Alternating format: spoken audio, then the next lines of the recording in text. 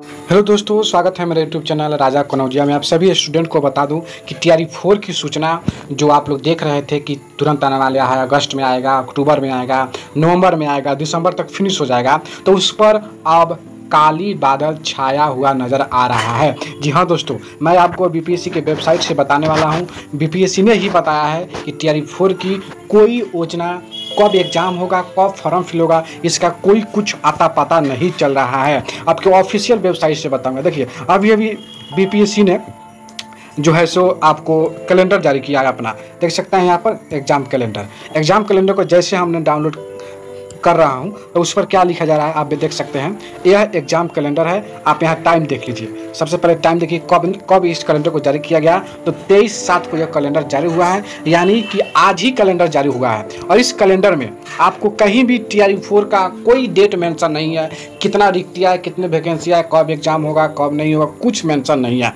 आप यहाँ देख सकते हैं कि 1 नंबर में जो है, 1 नंबर में आपको क्या बताया गया है कि इंटीग्रेटेड सीसी यानी बीपीएससी जो ऑफिशियल है उसका एग्जाम यहाँ पर लिखा है एक्सपेक्टेड एवरी ईयर। और 2 नंबर में है टीचर रिक्रूटमेंट एग्जाम, यानी टीआरई 4 का बात किया जा रहा है। टीआरई 4 का बात हुआ है। यहाँ पर नंबर ऑफ वैकेंसी एने है, ठीक है, मानते हैं नंबर ऑफ वैकेंसी अभी नहीं है। प्री एमसी इसका भी कोई भी आता पता नहीं है। उसके बाद जो है रिजल्ट का भी कोई आता पता नहीं।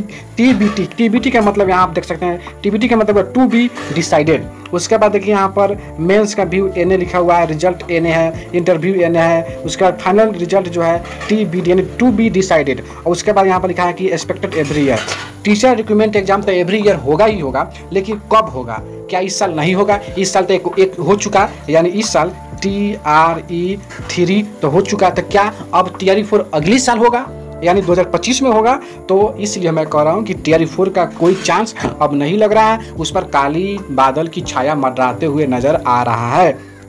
इसलिए आप कहीं भी इसमें देखिएगा जो कैलेंडर जारी हुआ है, कहीं भी टीचर रिक्रूटमेंट के लिए कोई सूचना ऑफिशियल नहीं है। इसलिए और टीआरई 3 में ही आप जानते हैं कि पेपर आउट हो गया था। पेपर आउट होने के बाद जो है सो फिर से दोबारा री एग्ज़ाम होगा। री एग्ज़ाम होने के बाद फिर रिजल्ट भी इसका देखिए, टीआरई 3 का रिजल्ट मैं आपको बता दूं, इसमें टीआरई 3 का भी बात कहा गया है 82,000। हाँ, यहाँ पर देखिए टीचर स्कूल टीचर री एग्जाम, ये तो यहाँ पर बताया गया है। और यहाँ देखिए क्या रिजल्ट में एने लिखा हुआ है, और यहाँ पर क्या है कि direction in reservation policy awaited, यानी जो रिजल्ट है वो सुप्रीम कोर्ट में जो केस चल रहा है उसके दिशा निर्देश, उसका जजमेंट के बाद ही रिजल्ट प्रकाशित किया जाएगा। इसका भी रिजल्ट का कोई आता पता नहीं है कि कब आएगा कब नहीं आएगा। इसलिए टीआरई 4 अभी टीआरई 3 ही कंप्लीट नहीं हो पा रहा है, तो टीआरई 4 कैसे हम कह सकते हैं कि कंप्लीट होगा? इसलिए अगर आप टीआरई 4 की तैयारी में है तो तैयारी करते रहिए, रोकना नहीं है तैयारी को।